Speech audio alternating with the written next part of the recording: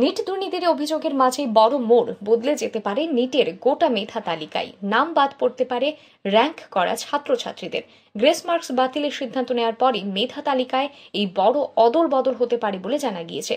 NEET নিয়ে দুর্নীতির মামলায় সুপ্রিম কোর্টে এনটিএ জানিয়েছে, গ্রেস মার্কস পাওয়া 1563 জন পড়ুয়ার স্কোর বোর্ড বাতিল করে দেওয়া হচ্ছে। তাদের পুনরায় পরীক্ষা নেওয়া হবে। 23শে জুন ফের পরীক্ষা হবে। 30 জুন ফল প্রকাশ হবে। এই পরীক্ষার ঘোষণার পরেই জল্পনা শুরু হয়েছে যে এই নিটের মেধা তালিকাও বদলে যাবে। বাদ পড়তে পারে কমপক্ষে 6 জন কৃতী পড়ুয়ার নাম। এই পড়ুয়ারা গ্রেস মার্কসের দৌলতে মেধা তালিকায় জায়গা পেয়েছিল বলে জানা গিয়েছে। প্রসঙ্গত, ফল প্রকাশের পরে নিট পরীক্ষায় দুর্নীতির অভিযোগ উঠেছিল। প্রশ্নপত্র লিক হওয়ার বিষয়টি সামনে আসে গতকাল বৃহস্পতিবার। নিটে দুর্নীতির মাস্টারমাইন্ড অমিত আনন্দ পুলিশি জেরায় স্বীকার করেন যে নিট পরীক্ষার আগের দিন প্রশ্নপত্র ফাঁস করা হয়েছিল।